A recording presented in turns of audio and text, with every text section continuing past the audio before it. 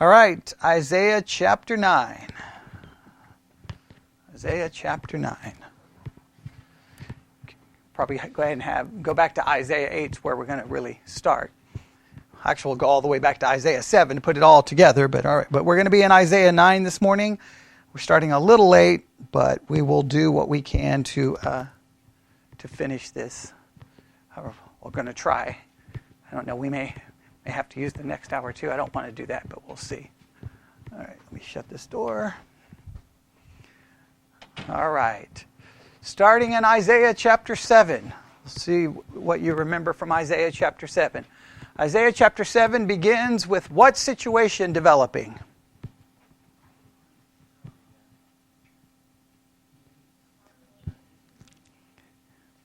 All right, Isaiah chapter 7, verse 1. It came to pass in the days of Ahaz, the son of Jotham, the son of Uzziah, king of Judah, that Rezin, the king of Syria, and Pekah, the son of Remaliah, king of Israel, went up towards Jerusalem to war against it, but could not prevail against it.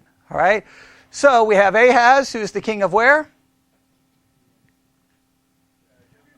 Okay, Judah. All right. We have the king of Syria, Rezin, and we have the king of Israel, Pekah, right? Okay, Syria and Israel join forces to do what? To remove Ahaz, because they want to place another king in his place. Why do they want to get rid of Ahaz? He would not join with them to go against whom? The Assyrians, okay? So they want to get rid of him because Ahaz seems to be more pro the Assyrian side and wants to rely on them, okay? So there's a great threat. Everyone in Judah is scared. Ahaz is obviously concerned. They're all very concerned. And in the middle of that situation, God sends the prophet Isaiah to Ahaz. And we find Ahaz possibly checking out the water supply to try to figure out what's going to possibly happen, possibly demonstrating great concern. So they are greatly concerned. And Ahaz shows up, or Isaiah shows up, speaking to Ahaz. And who does he bring along with him? His son. And which son does he bring along with him? Shear-Jashub, right? And Shear-Jashub's name means? A remnant shall return. Isaiah's name means? Isaiah's name means?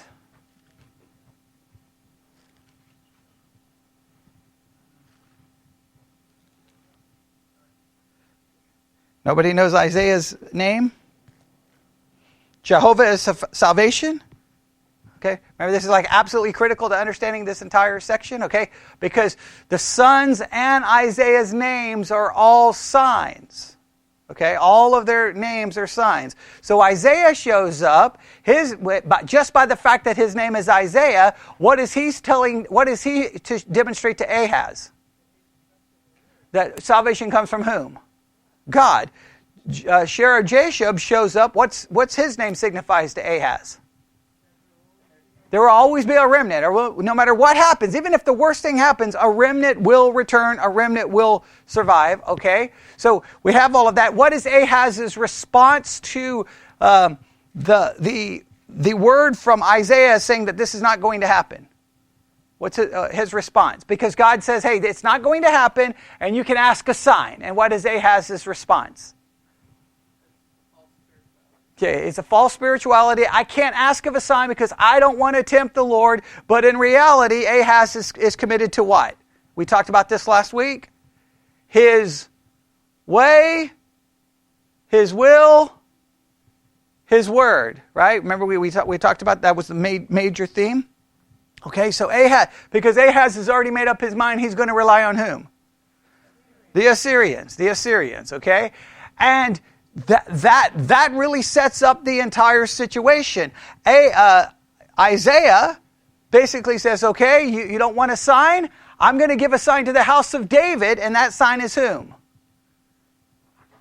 Emmanuel, God with us, which is Jesus, right? And a lot of people say, well, what does that have to do with Ahaz? In my estimation, the best way to even understand all of this is, okay, Ahaz, you didn't want a sign? I'm going to give a sign ultimately to whom? To Judah, because I made a promise to Judah that a king will reign on the throne of David, correct? So he's going to make that promise, and he's going to keep that promise. Ahaz refused a sign, even though he's going to ultimately get how many signs? How many signs does Ahaz ultimately get? 3. Isaiah, Shear-jashub, and who's the next son in chapter 8? Shalal-Hashbaz, right? Okay. All right. And his name means? Swift to the plunder, basically, the idea. That, hey, judgment's going to come, right? Judgment's going to come. All right.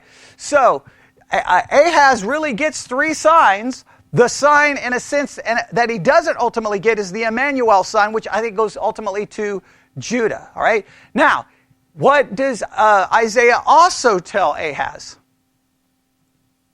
Hey, this is not going to happen. Israel and Syria is not going to overcome you. I'm going to take care of that. Here's the sign ultimately to Judah, Emmanuel. But what else does he tell him? That the Assyrians that you're looking to for salvation are going to do what? No, the Assyrians are coming in and doing what? They're going to wreak havoc upon Judah. Remember? Okay. The very thing he's looking to save him is the very thing that's going to come in and lay waste and destruction and all of that. Then in chapter 8, right? Because if you look in verse 17 to 25 of chapter 7, that's the coming destruction, right? From the Assyrians, right? That's going to come upon them. Then in chapter 8, what do we have in chapter 8? We have Shal-Hashbaz, right? We have his name, okay? And then we once again have another sign and another reminder that those people are going to be taken care of. The Syrians and Israel is going to be taken care of, correct? Then we start in verse 5. What do we find in verse 5? Following? The Lord speaks, and we have more about the Assyrians, yes? Right? The Assyrians are going to create some problems, okay? And then, starting, if we go all the way, and then God begins to tell Isaiah a number of things that he wants him to do and not to do, and don't listen to the people and all of those things, correct? And then that brings us to verse 19. In fact, look at verse 18, chapter 8, verse 18, a key verse. Behold, I and the children whom the Lord hath given me are for signs, for wonders in Israel, from the Lord of hosts, which dwelleth in Mount Zion. Isaiah and his sons were all signs. That's such a key thing to understanding everything here. I know I'm skipping a lot of the major difficulties, but I've covered it so many different ways. Verse 19, and when they shall say unto you, seek unto them that have familiar spirits, and unto wizards that peep and that mutter, should not a people seek unto their God, for the living to the dead? All right, so Isaiah is being told the people, this is just a constant theme throughout. Everyone is concerned with what? Their way, their will, their word. All right? And so here, instead of listening to God, what do they start turning to? The occult-like practices, right? They start looking for answers from something else. In fact, think about it. They are scared, they're concerned, and they continue to look for every solution other than God. And they start looking for information, well, from sources they are not to look to. So what, verse 20? To the law and to the testimony, if they speak not according to this word, it is because there is no light in them. Now, please note, this is the idea of darkness being introduced. And they shall pass through it, hardly bestead and hungry. It shall come to pass that when they shall be hungry, they shall fret themselves and curse their king and their God and look upward. They're looking upward in anger or rebellion.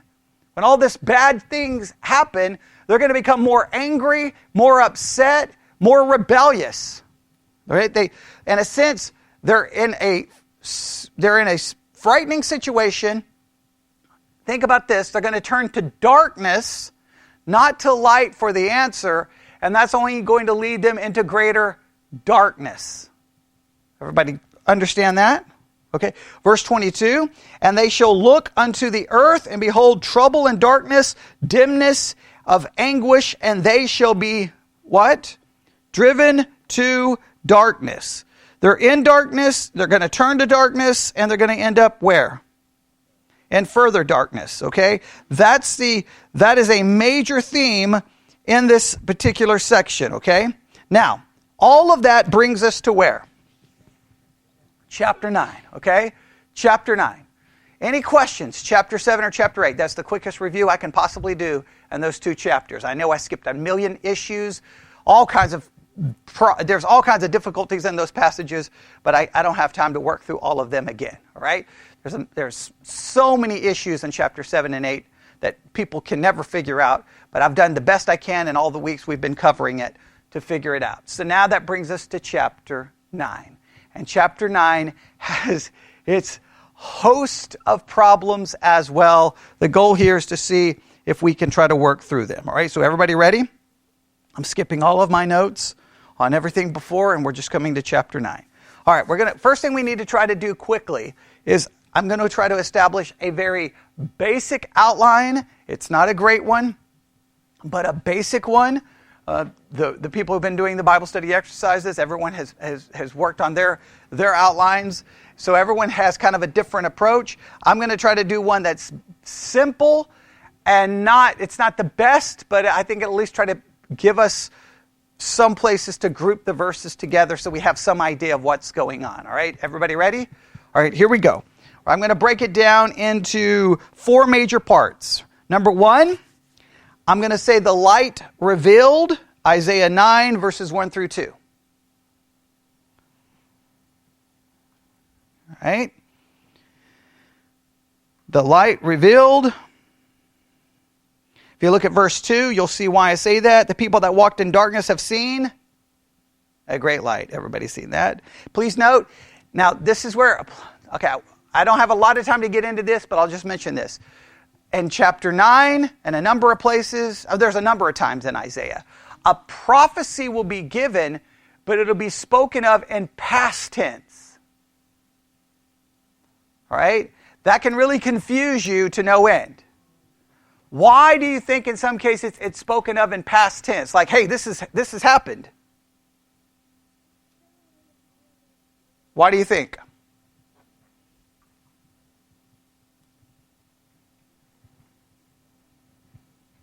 Well, there's only a couple of answers here, right? I mean, there's only a couple. There's like a multiple choice test here, right? What would be the first option? It already happened, so it's not a prophecy, right? What would be number 2?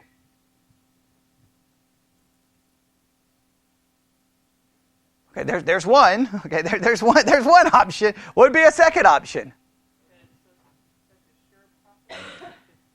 Okay, that it's so guaranteed that it can be spoken of in past tense. Okay, all right. There's a possible option. Or number 3, what's a third possible option? So what's number 1? It already happened. Number 2, it's absolutely guaranteed, so it can be spoken of as if it's already happened. All right. Now what would be number 3? I know we're in church and we're not supposed to say this, but okay. Well, the whole thing makes absolutely no sense. It just makes no sense. Everything is confused, and there's something wrong in the text. All right? Now, I know we're not supposed to say that, but I mean, we have to at least acknowledge. I mean, a lot of people look at it and go, what's this mess? We can pretend. Sometimes in Christianity, we're like, oh, no, there's not an issue. It's no big deal. That text, because in church, you don't ever address the problems with the text, okay? In chapter 9, we have a massive textual variant and the famous prophecy that everyone quotes about a child is born and the everlasting Father, mighty God. There's a major textual variant there found in the Septuagint. Nobody ever talks about that because we don't talk about anything that there's a problem.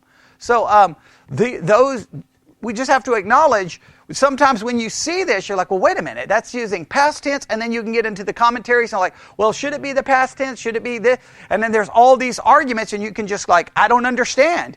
Just realize you only have a couple of options, right?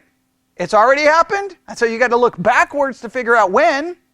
Well, that wouldn't seem to make a lot of sense in some cases, right? Especially if he's trying to offer some kind of comfort, that would make no sense, right? Hey, don't you remember what already happened? Okay, like that doesn't help them. All right. 2, it does make some sense that, hey, this is so guaranteed that you can speak of it as already a done deal. And then 3, who knows? We don't have a clue what's going on. That's always a possibility. All right? So just keep that in mind. So what's the first part of our outline? Isaiah chapter 9, verses 1 through 2. A light revealed, and that light's revealed in what verse? Verse 2 is where it ultimately is talked about. All right, everybody got that? All right, what's the next part is verse 3. What happens in verse 3? We have another major issue in verse 3, but we don't have time to get into all of it. We'll just call it joy experienced. However, depending on your translation, you may have some major issues with verse 3. Okay? Let me read Isaiah 9:3. Thou hast multiplied the nation, and listen to the King James. You got the NIV there? Okay, listen to this. King James. Thou hast multiplied the nation and not increased the joy. All right, there's a big dispute over the word not there, okay? The argument goes something like this. Basically, not is, there's two Hebrew words, and they're so very similar that they think maybe there's a textual variant here, because the rest of the verse doesn't seem to make any sense that they did not get joy. All right, so let me read the rest of the verse in the King James. You'll see what I mean by this. And thou hast multiplied the nation and not increased the joy. They joy before thee according to the joy in the harvest, and as men rejoice when they divide the spoil. Well, wait a minute. If they didn't get the joy, then why are they rejoicing? So many are like, no, that doesn't make any sense. So the NIV and almost every other English translation on the earth says it. Read it, Stephen. And increase their joy, and then it compares their increased joy to having joy over the harvest and over, right? Okay. So I'm going to just say this is a joy that will be experienced, and it's going to be a great joy. And this joy is likened unto what two things? The harvest, and when you basically have had a victory, a military victory. Okay, so everybody see that? Just so that you know, and we could spend a couple of hours trying to figure out why the King James says not, but just so that you understand that, okay? Uh-huh. Yeah, every other English translation does not have the word not. Something that has some textual variation ended up in the King James. So that just so that you know that. Because when you first read it, you really get confused. You're like, what is going on? All right? So, what's the first part of our outline? Light revealed, Isaiah 9, 1 through 2. Second, joy experience, verse 3. And then, what do you think? I'm going to read verses 4 through 7. All right? I'm just going to read verses 4 through 7. And, well, we'll have a discussion here, okay? All right, so, verse 4. For thou hast broken the yoke of his burden, and the staff of his shoulder, the rod of his oppressor, as in the day of Midian. For every battle of the warrior is with confused noise, and garments rolled in blood, but this shall be with burning and fuel of fire. For unto us a child is born, unto us a son is given, and the government shall be upon his shoulder, and his name shall be called Wonderful Counselor. Just so that you know, the Septuagint refers to that, the angel of great counsel, refers to the child as an angel, which creates lots of issues. And, well, we could talk about all what the church fathers had to say. I did a whole podcast about it, but all right. Counselor, the mighty God, the everlasting Father, the Prince of Peace.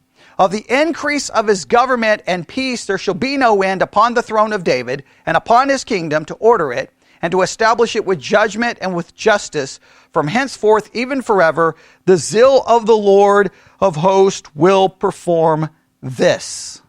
Okay, now what do you think we see in the rest, in verses 4 through 7? What would you call this in your outline? So let's review our outline so far. All right, Isaiah 9. Right? So we see how Isaiah 8 ends. Everybody's in darkness, right?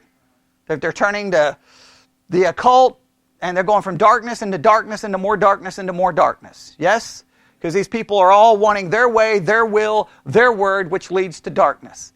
Then all of a sudden in chapter 9, we are told that a light will be revealed, right? Or has been revealed, depending on if you go past present. You get the idea.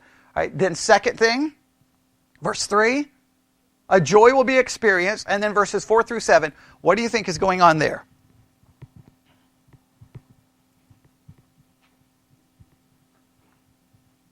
What do you think is going on there, if you were to outline this? For those listening online, you can answer You may have already seen everyone's answers, but what do you think?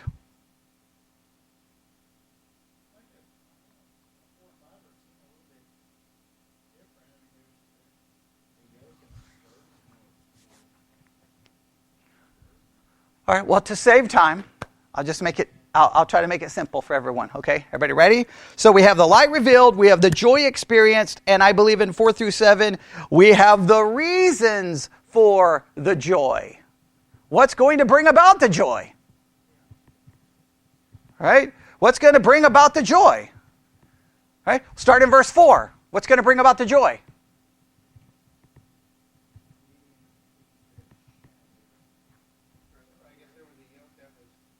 Whatever yoke, whatever oppressor, it's going to be broken. The oppression is going to be broken or going to be removed. Would that not bring joy? If you're being oppressed and the oppressor is removed? Everybody should say amen, right? Okay. What's the next thing that brings joy? After the oppression is broken, a bunch of stuff's going to be burned. What's going to be burned? Well, the yoke is broken, right? Okay, then in the next verse, there's some things that are burned, correct? Garments? Yeah, all of those are things pertaining to war are all going to be burnt. Why? What does that demonstrate? If all the things for war are being burnt, peace. All right, peace brings joy. The oppression is going to be removed, and there's going to be peace. Everybody got that? That's going to bring about joy. Okay? So far, so good. And then what's the next thing? A child is born, and this child is going to be a source of joy for many, right? A child is born. I mean, look, how's the child described? Go through the names. Wonderful Counselor. Mighty God. Everlasting Father. Prince of Peace. Okay, that all sounds like something that should be joyful, yes? That's why people put it on Christmas cards. Correct? Okay. All right. What's another thing that may be a source of great joy found in those verses?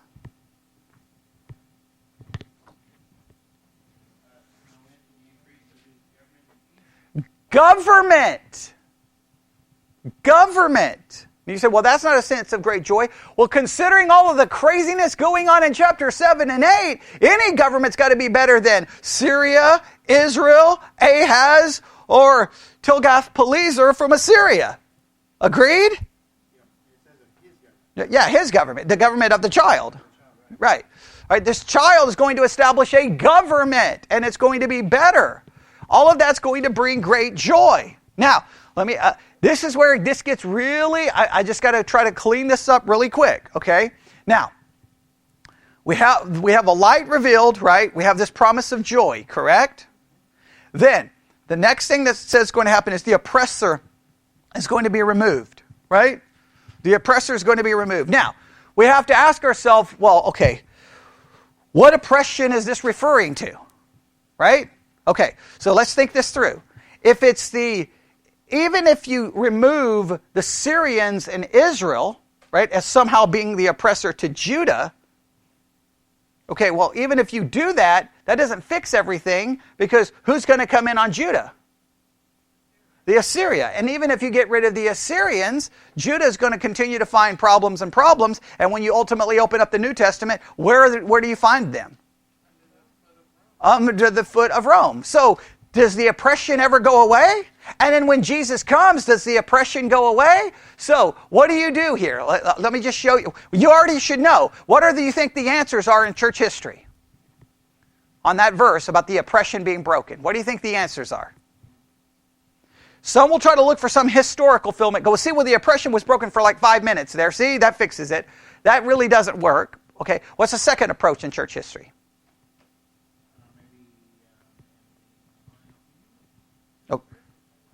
All right, to spiritualize it and say that this is a reference to what?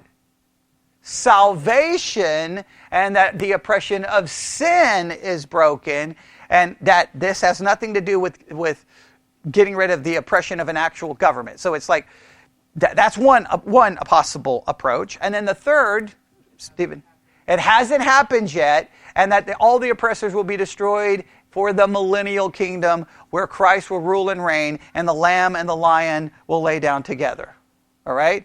So those are your options, okay? Now, what's the problem with spiritualizing it?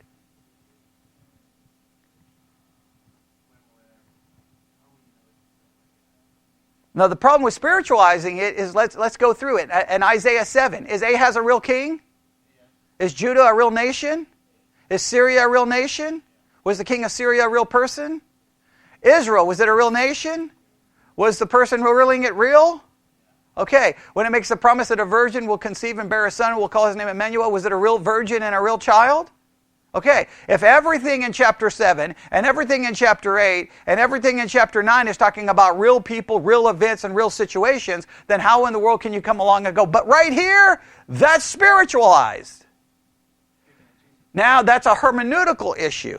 Okay, now some people don't like that, like, but I don't want to be, I don't want to be a part of that eschatology. It's not, don't worry about the camp of eschatology it puts you in. Worry about being consistent in your hermeneutic. Does that make sense? All right, so there's the oppressor. After you get rid of the oppressor, what do you have next? Everything being burnt, so you have a time of peace. Yes? Okay, well, can anybody explain to me where that time of great peace came for Israel or Judah or anybody? Even when Jesus came in this first coming, did they have peace? No, they were still under the control of Rome. And then what happened by the time the control of Rome ended? Well, it says the increase of his government. No, before that verse, we're with the burning part right now. Okay, yeah, we'll get to the government part next. Okay, so that's a time of peace, right? Yeah. So when there's no peace, I mean, obviously the Assyrians take out the northern kingdom completely, so they don't have any peace, right? Judah goes through all of their problems. Then Rome takes over, yes? Okay, and then what happens as Rome is in charge? 70 AD. What happens in 70 AD? Destruction. So that's no peace, right? So no peace. So Jesus didn't bring peace in his first coming. Okay, he didn't. So then you have to look for either a future, or you have to refer to, well, the war ends spiritually and we're no longer at war with God. That's not what that's referring. You see how we spiritualize it? Okay, then the next thing is the government that's going to be established. What do you do with that? Well, you say, oh, well, Jesus established a spiritual government and that all Christians are... Well, that, again, now you're spiritualizing it all, right? Well, if you spiritualize everything, why don't you spiritualize the baby itself, and that's not even a real baby? And he was like, no, the baby is real, but the government he establishes isn't real. He's the mighty God, that's real, but the government he establishes is not real. You see how this becomes a major issue of dealing with it, all right? So, what's the outline? I know that took way longer than I wanted, but that's okay. What's the outline? Light revealed, joy experienced, reasons for the joy, and what are the reasons? The broken yoke of oppression, war is ended, a child is born, and government is established. Everybody got all of that? And then, that brings us down to what verse? 8. 8, and to the end of the chapter, you can write this down. You ready? Judgment is coming. The rest of the chapter is about judgment. Now, the goal this morning was to start there and finish it up. Obviously, now we're out of time. We're not going to be able to do this. So, here's what we're going to do. We're going to back up a little bit and just work our way again through verse 1 down to that verse, and I'm just going to have to use the next hour to work on this, okay? Because I want to finish up in Romans and reprobation. But, we got to finish this. So I have to finish this today because today is the beginning of the next week's Bible study, which is in Luke. Okay, so everybody ready to think this through? All right, chapter 9, everybody have it? Everybody look at verse 1. Everybody read verse 1. Here we go. Nevertheless, the dimness shall not be such as was in her vexation, when at the first he lightly afflicted the land of Zebulun and the land of Naphtali, and afterwards did more grievously afflict her by the way of the sea beyond Jordan in Galilee of the nations. Now I know in our outline we could have put a time of vexation. We could have put that down. I grouped that with the light being revealed because that sets up the setting for where the light will be revealed. It sets up the geographical region where the light will show up. And we know in Matthew where this is, and we'll look at it in a minute. But let's just do a little work on verse 1 quickly. Since some people do some weird things with verse 1, let's work through this, okay? Here we go. First, I'm going to read it from a number of translations. All right, everybody ready? We have the New International Version back there. Let me read it. Nevertheless, there will be no more gloom for those who were in distress. In the past, he humbled the land of Zebulun and the land of Naphtali, but in the future, he will honor Galilee of the nations by the way of the sea beyond the Jordan. All right, so it's a contrast. There's an area where there has been great distress, right? There have been a land and nations and people who've been in great distress, but what is coming to that area? Honor, as the NIV says. Honor. Okay, well, obviously light. Okay, but that light is going to... Okay, but honor is mentioned in verse 1. Okay, New Living Translation. Nevertheless, that time of darkness and despair will not go on forever. The land of Zebulun and Naphtali will be humbled. But there will be a time in the future when Galilee of the Gentiles, which lies along the road that runs between the Jordan and the sea, will be filled with glory. Hey, right now there's a time of distress. There's a time of suffering. There's a time of being humbled. But in that area, it's going to be a time of honor or a time of glory. All right, everybody see that? Okay. All right, so far so good. I'm going to read from another translation. But there will be no gloom for her who was in anguish. In the former time, he brought into contempt the land of Zebulun and the land of Naphtali. But in the latter time, he has made glorious the way of the sea, the land beyond the Jordan, Galilee of the nations. Berean Study Bible. Nevertheless, there will be no more gloom for those in distress. In the past, he humbled the land of Zebulun and the land of Naphtali, but in the future, he will honor the way of the sea beyond the Jordan, Galilee of the nations. This is just very important to remember. Remember the name of the first child for Isaiah? Okay, Shira Jashub, a remnant will return. Just remember, no matter how bad the distress is, no matter how much everyone suffers, Israel, Judah, it doesn't matter. A remnant obviously remains because that remnant is present when the light is going to show up. That remnant has to be there for the light to show up. Judah has to remain for the light to show up. Does that make sense? That's very, very important to remember in all of this, okay? No matter how bad in other words, no matter how bad the distress may be, no matter how bad the vexation may be for all of these people in all of those regions, a remnant will show up. A remnant will remain. And God preserved Judah through all of that. Yes? Okay, so just keep that in mind. I think that's very important to show how all of these names are connected. All right, now, I'm going to read from a couple of commentaries here just to get us where we can move on, okay? Because of time, instead of trying to explain this, I'll just read this, all right? Everybody ready? It is obvious, even in the English version, that the chapters are wrongly divided and that what follows forms part of the same prophetic utterance as in Isaiah 8. There's a lot of dispute about, remember, chapter divisions are not inspired by God. They were placed there by people, and there's sometimes a lot of times, especially in Isaiah, you're like, why did you put a chapter here? Why is there a chapter division? Shouldn't be a chapter division. Okay, but, all right. You can have that debate all day. That version is, however, so obscure as to be almost unintelligible and requires an entire remodeling. So they kind of remodel all of this so that we can have some kind of understanding. Surely there is no gloom to her that was afflicted. In the former time he brought shame on the land of Zebulun and the land of Naphtali, but in the latter he bringeth the honor on the way by the sea beyond Jordan, the circuit of the Gentiles. The prophet had seen in the closing verses of Isaiah 8 the extreme point of misery. That picture, as it were, dissolves and another takes its place. She that was afflicted, the whole land of Israel, should have no more affliction. The future should be in striking contrast with the past. The lands of Zebulun and Naphtali, the region afterwards known as the Upper and Lower Galilee, had been laid to waste and spoiled by Tilgath-Pilneser.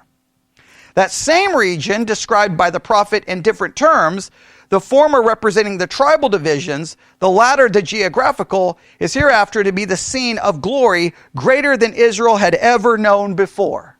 So this area suffered, right? So it's not only giving you the tribal divisions, it's giving you the geographical region. They had suffered, and we can look for some of that suffering and some of that vexation that occurred. All right? Now I just want to make it very clear, this is very important, because you can get lost trying to figure all of this out. Let's just make sure we understand. In this context of chapter 7 and chapter 8, who suffers? Does Israel suffer? Does Israel suffer? Yes. Who destroys them? Assyria. Does Judah suffer? From the Assyrians, right? Okay? So we have to, and just there's going to be ongoing issues. So that whole area, in a sense, is receiving vexation and suffering and being humbled. The whole area. Okay? So does that make some sense? All right? Another commentary. The nation of Judah was living in spiritual darkness because of her rebellion against their God. After God had punished and purified them, he would pardon them and send the light of his redemption. And Isaiah 8:22, Isaiah describes how God's people would behold trouble and darkness, dimness of anguish, and be driven to darkness, because the people had rebelled against the Lord. God would judge and purify them. The people would be utterly defeated by their enemies. Though the people of Judah would experience great destruction and darkness, still they had hope. God did not intend to completely destroy his people. Rather, he would humble and purify them for their wicked and idolatrous ways. Isaiah compared the coming dimness of Judah with the fate to be suffered by the northern kingdom of Israel. Though their situation would be like darkness, the fate of Judah would not be such as the humbling punishment the regions of Zebulun and Naphtali had experienced. In other words, Judah would suffer, but not quite as bad as the northern kingdom. What would be the major difference between the suffering of Judah and the northern kingdom? Yeah, the northern kingdom is just gone. Right, there's a little promise. Right, okay. Yeah. These areas were two of the original 12 tribes of Israel. The tribes settled to the west and north of the Sea of Galilee. When Israel split into two kingdoms after the death of Solomon, these two areas and 8 other tribes became Israel. Because the kingdom of Israel had rebelled against God, he allowed the Assyrians to take over the nation around 732 BC. The Assyrians completely destroyed the nation in 722 and exiled those who remained. Then the Assyrians brought in people from other nations. They had defeated and settled them in what was once Israel. Because these new inhabitants were not Jewish, the region became known as Galilee of the nations, or sometimes referred to as Galilee of what? The Gentiles. The reference to the way of the sea and beyond Jordan also pointed to the northern kingdom. So does that make sense of verse 1? Hey, there's suffering in this area. But what's promised here in the midst of this suffering in this area? Look at verse 1.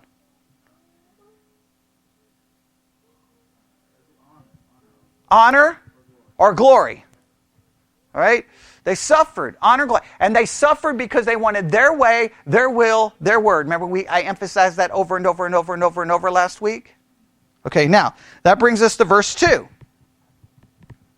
So now we understand the region, we understand the area, yes?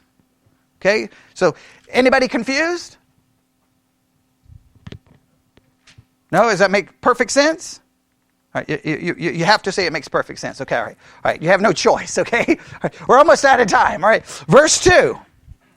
The people that walked in darkness have seen a great light. They that dwell in the land of the shadow of death, upon them hath the light shined. Now again, it refers to them as having seen it, yes?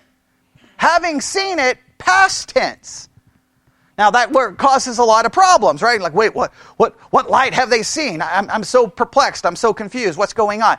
We know from the New Testament that there's no question what this is referring to. Everybody know where it shows up in the New Testament?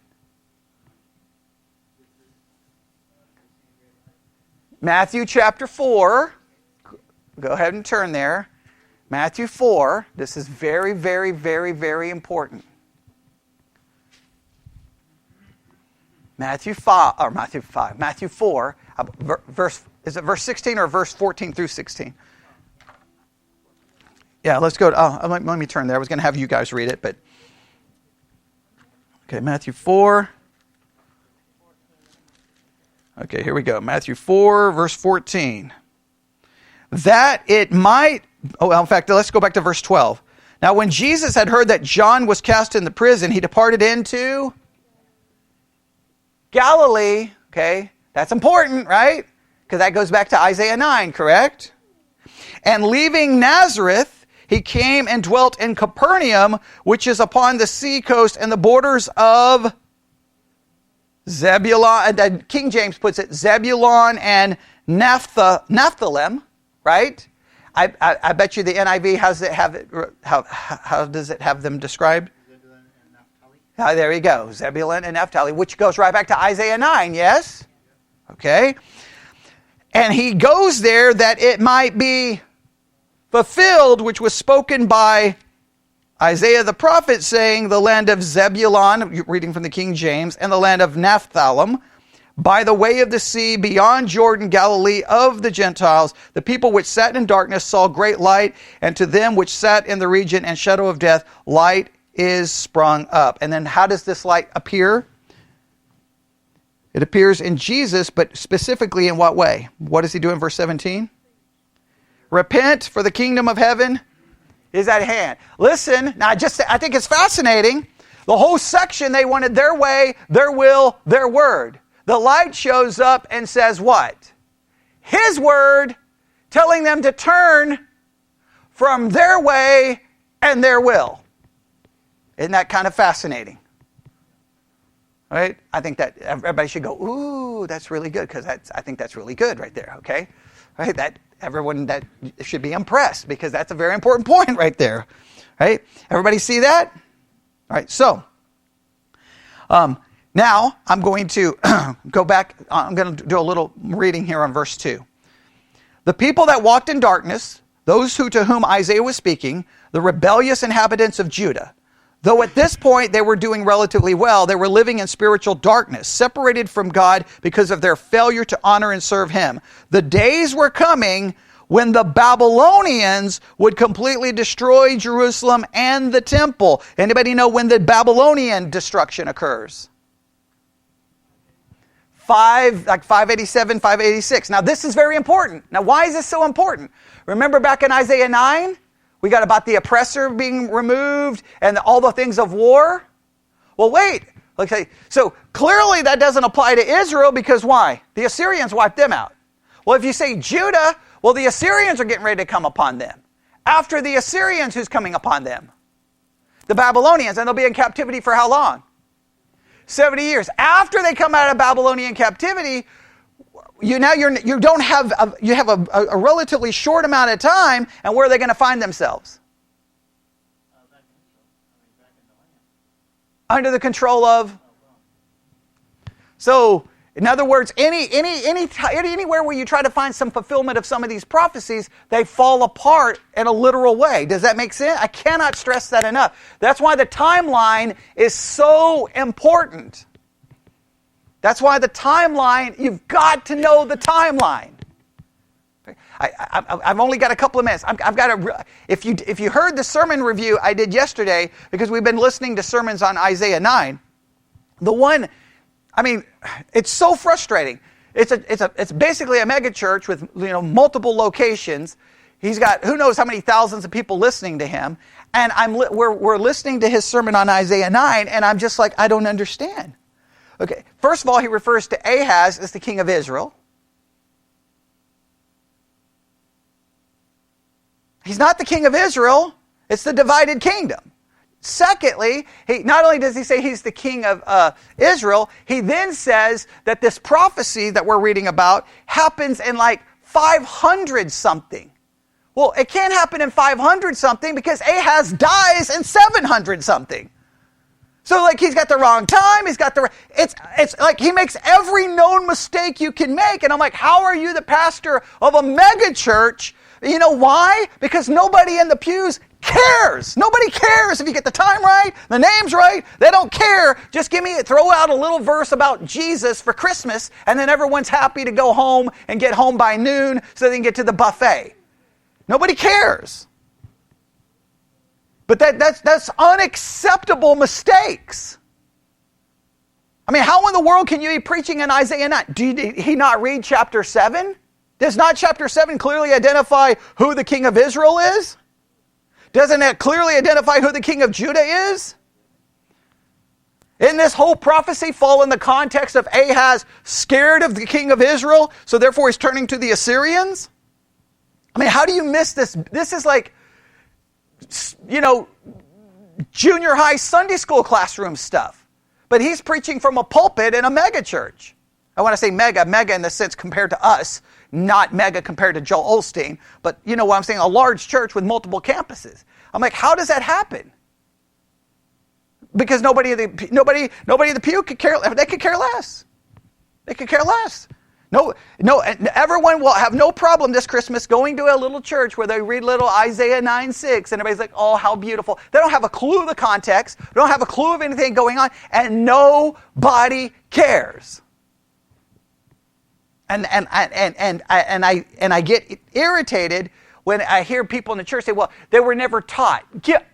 Stop with the excuses. You own a Bible, right? So whose responsibility is it to know it?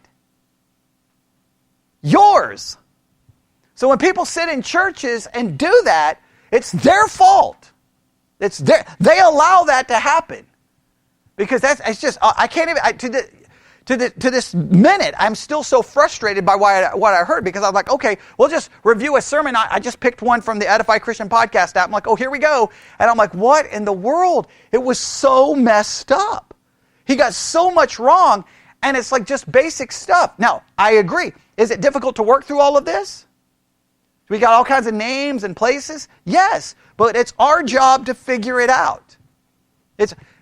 Here's what's ironic. We're listening to a sermon on Isaiah 9, and Isaiah 9 is referring to a people who are literally in spiritual darkness. There's such spiritual darkness, they're turning to the occult for answers, right? All of them are refusing God. They're in complete darkness. And a pastor preaching on a text about people in spiritual darkness basically adds darkness to people's understanding of the very text. That's a little ironic, is it not? Or it's very telling that the concept of spiritual darkness is very much alive and well today. The text of Scripture is supposed to bring light. If the pastor adds darkness to the text, the job of the pastor is to help you understand the text as much as possible. Right? So yeah, the whole thing just frustrates me. Okay, so when does the Babylonian captivity happen? 587, 586.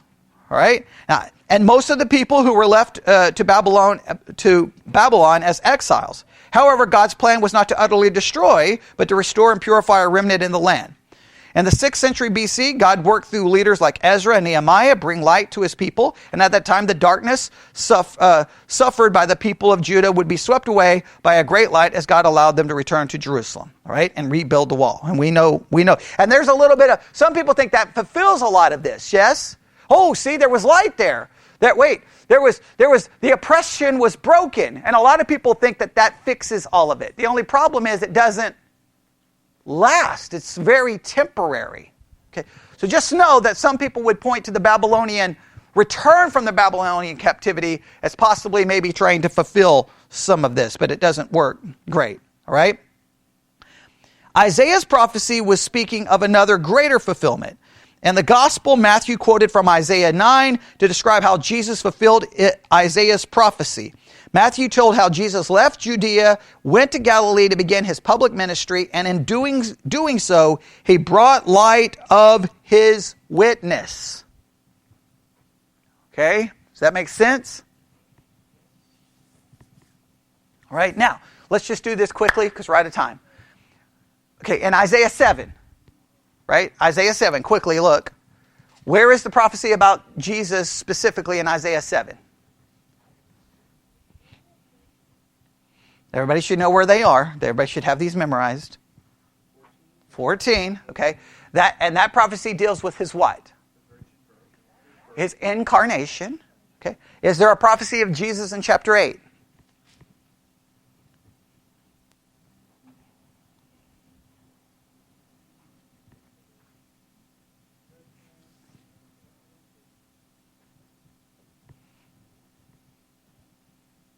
Anybody know of one in chapter 8?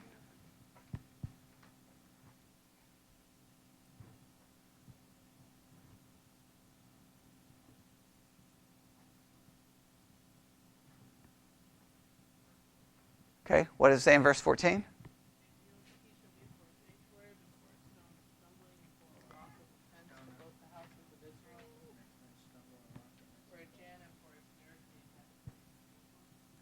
Okay, all right. Now, I don't want to say too much about that one right now because I don't want to get back into some of the complications, okay? So, let's do this. Isaiah 7, we have the incarnation. Right? Now, I'm going to skip it for now, chapter 8. Chapter 9, verses 5 and 6, we have what? Or 6 and 7, I should say. We have the incarnation, and then 6 and 7 we have. Oh, actually, before we get to 6 and 7, think about this. Right? So Isaiah 7, the incarnation. Isaiah 9, 1 through 3, about the light coming, goes to Matthew 4, and that speaks of his earthly ministry. Right? Incarnation, earthly ministry. The 9, 6 through 7 deals with what? Well, it deals with the character of the child and the character that would be demonstrated in his earthly ministry and ultimately demonstrated throughout. All right? So in other words, a bunch of different aspects of his ministry and character are all outlined in the section. Does that make sense? I could break it down a little bit more, but because of time, I don't want to go too much into this. All right? Is that helpful? All right. So let's go through let's just review the outline quickly. All right? Isaiah 9, verses 1 through 2. Isaiah 9, 1 through 2. A light is revealed. And that light is coming to a specific region and in a sense to a specific people who are in darkness, to Galilee, right? And again, just interesting, it would go to Galilee, which in some ways, because of how the Assyrians put people there who were not Jewish, you could in some ways go, that could be almost considered an offense to the Jews, right? Like, why are you going to go to Galilee, right? Why wouldn't you come to a more pure Jewish area? But we could talk, that demonstrates how they've been humbled, okay? But so he goes to Galilee, that's where the light's going to shine. Okay, what's the next part? Joy. There's a promise of a joy experienced. There's going to be a joy that they're going to experience. And then the next part of the outline is the reasons for the joy. And what are the reasons? Oppression broken, peace, a child is born, and a government. All right? And then we have judgment is coming at the end, for the end of the chapter. All right. We'll have to stop there. I know we didn't get very far, but that's okay. We'll use the entire next hour to finish this chapter up. All right? Any questions? Everybody understand? Everybody got a good understanding of chapter 7, chapter 8, chapter 9? I could give you a test right now and you'd all pass? Okay. I hope so. Okay, I hope so. All right, let's pray. Lord God, we come before you. Lord, it is sad And very frustrating that at this time of year, when verses from these chapters are quoted, that it demonstrates in many cases that even those preaching it don't understand the chapters. And what's really, really sad is that many sitting in the pew either will say amen to sermons that clearly indicate that they don't understand the chapter, or the people in the pew will quote these verses or put them on Christmas cards, but asked any questions about the chapters themselves would demonstrate a complete lack of understanding. We talk about how great this time of year is, but I think we think it's great because of what we get, not great because of what you sent. And we need to be forgiven for that grave sin. And we ask this in Jesus' name. And God's people said, amen.